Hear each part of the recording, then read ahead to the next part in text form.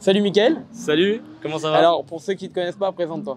Alors moi c'est Mickaël, je suis le gérant de MRS Design, celui qui répare toutes les conneries de la team Jason, Banet, Chouf, tout ça.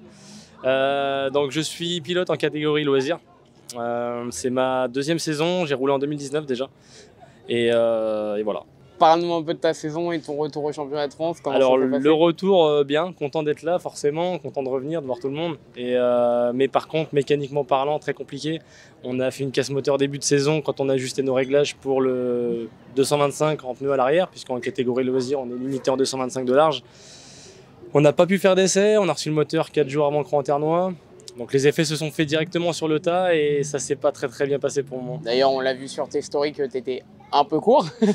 Exactement. Que 2 jours avant Cran-Ternois, le moteur était sorti. Voilà, et on était chez Jason en train de roder le moteur sur le banc. Donc ouais, la veille avant de partir. C'était très juste, mais bon, on était là. Voilà, on a fait ce qu'on a pu. En tout cas, on a tout donné. Et d'ailleurs, par rapport à ta saison, comment se passe Mérignac pour l'instant? Alors Mérignac, c'est un tracé que j'adore. Je suis venu une semaine en avance pour justement peaufiner mes réglages châssis. La voiture était top la semaine dernière. Franchement, j'étais super à l'aise sur ce tracé. En plus, on a un soleil magnifique, donc c'est cool. C'est un tracé qui est très rapide, donc moi, je suis vachement à l'aise sur les circuits rapides.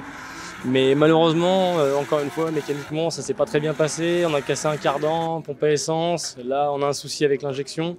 Hier, j'ai carrément arraché le train avant, donc on a dû aller le faire ressouder chez le Viking pour tout renforcer parce que la roue a manqué de s'arracher. Ce matin, on part en qualif. Le châssis allait bien, mais on a des coupures moteur en bride à 5000. Donc du coup, c'est dommage parce qu'on ne peut pas exprimer vraiment notre potentiel, mais on fait ce qu'on peut. On espère que pour demain, ça se passera mieux en tout cas. Et donc pour demain, quels sont tes objectifs pour demain, clairement, si tout se passe bien? L'objectif, ça serait juste de montrer ce que je sais faire, sur ce tracé en tout cas. Faire un run comme j'ai su le faire hier quand la voiture fonctionnait bien. Ouais. Et voilà, voir où ça me place. Alors d'ailleurs, à l'intersaison de l'année dernière, nous, on a publié quelques photos, tu as montré quelques vidéos de ta prochaine voiture normalement. Est-ce que tu peux nous parler de ta prochaine intersaison qui va être assez chargée? Et bah complètement, la prochaine saison, on espère du coup être là forcément, avec un nouveau véhicule pour passer en catégorie pro. Donc une Nissan S14 Rocket Bunny 2JZ 800+, avec une grosse prépa, protoxyde d'azote, full carbone, plein de petites choses intéressantes, un Winter, Samsona, enfin. Donc un truc inédit en France un peu. Exactement, parce qu'en plus le Rocket Bunny, c'est pas quelque chose qu'on voit, en tout cas au championnat de France. Moi, le S châssis, pardon, j'en suis fan, donc c'est vraiment quelque chose que j'ai envie de continuer à faire évoluer. On a fait un châssis vraiment intéressant avec Blood Motorsport. C'est lui qui a fait tout l'Arceau, donc Arceau type NASCAR.